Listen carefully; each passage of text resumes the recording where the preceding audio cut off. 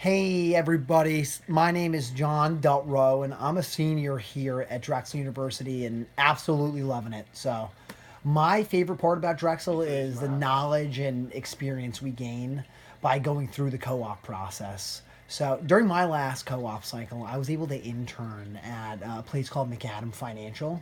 So McAdam's a boutique wealth management firm located right here in Philly. So it's pretty unique. They do both asset or portfolio management as well as financial planning, which are two pretty different concepts that we'll get into in a little bit here. But so my role there was to call and set meetings for one of the financial advisors.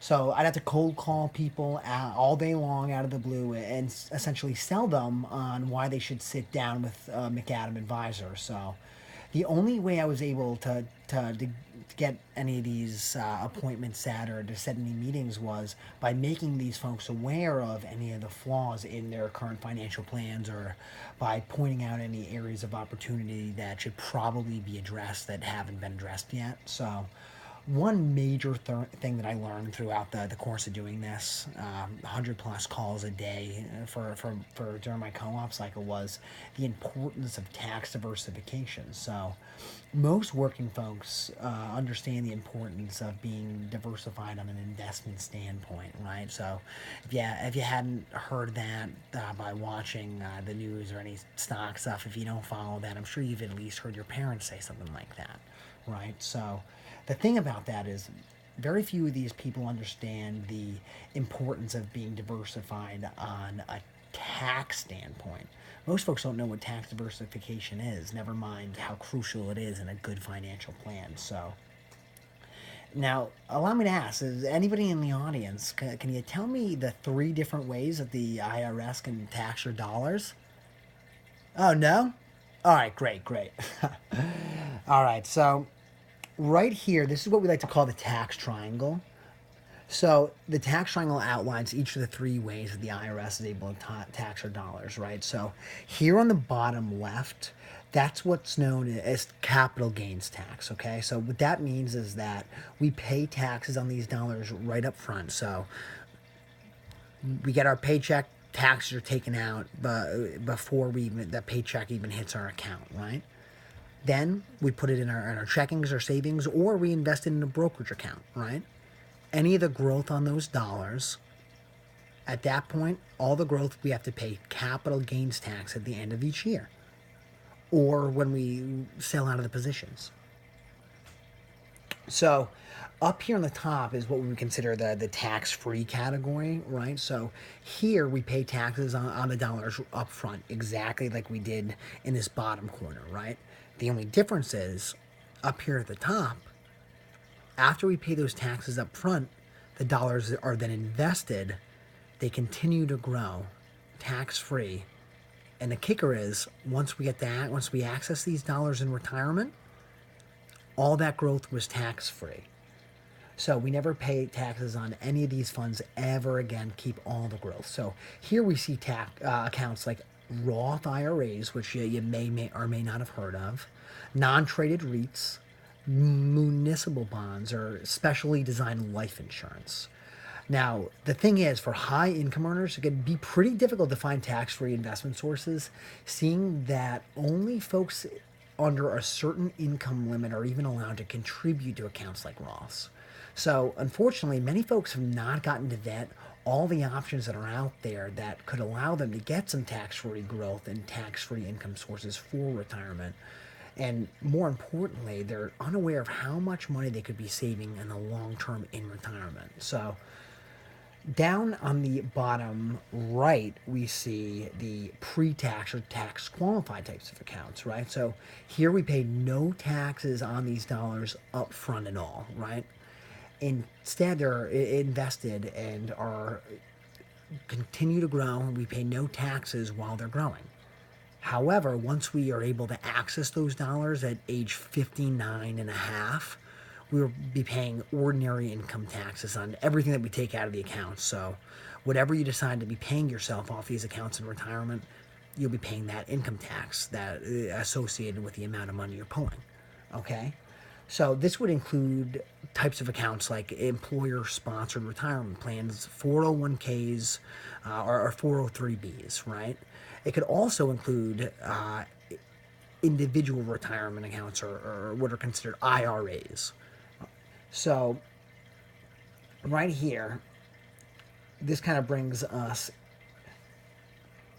a little bit into our retirement timeline here, right? So as you can see, those pre-tax dollars, they're available to us at age 59 and a half, right? However, most folks out there don't really have the luxury of retiring so early. So most folks will end up retiring midway over here. So 65, or heck, even 67 now that the full Social Security benefit isn't available for us until age 67, right? So what that means is that it only gives us 5 to 3 years to really have full control and say in what we do with those dollars. Because at age 70 and a half, the IRS begins to force us to take money out of these accounts at a yearly increasing rate, whether we need it or not, okay? So the thing is that the rate that we're forced to pull all of the money out each year, like I said, increases on a yearly basis. And the reason why is because the IRS, they don't want us to die before paying them all the taxes that we owe on these dollars, right? So they want the balance of these accounts to essentially be zero by the time that we die. And because of that, more often than not, by age 75 in retirement, a lot of folks are forced to take out upwards of 30-50% more than what they actually need on a yearly basis. And extremely often, once folks get to their 80s, a lot of people have to take out even double what they need per year in retirement. So you may be saying, "Oh, great! All that extra money, how fun! How many trips do I get to take?" Right? But on the flip side, you got to think of what could be the issue of drawing so much money out of those accounts, right? So the reason why it's a problem, there's two major reasons. So one, that's going to bump you into a much higher tax bracket, right? So many folks enter retirement thinking, "Oh, hey, in retirement, of a much lower tax bracket. I won't have to I won't be receiving the same kind of income. I'll pay myself much less off my dollars in retirement than I'm getting in my salary." But what they don't take into consideration are these required minimum distributions that the IRS forces you to take out. So typically, you're really only in a lower tax bracket for the first few years in retirement. So the second major problem is that once we take out these unneeded dollars and pay tax on them, we then need somewhere to put the money, right? So the only option at this point is either put it down in the bottom left corner of that triangle, which would be the capital gains tax accounts. Now, those accounts, the thing with that is we just pay the IRS the taxes on those dollars that we didn't even need. Now we're putting them in the capital gains tax category where we're going to have to pay taxes again on any growth of these dollars see. So we're being double taxed on money we didn't even need.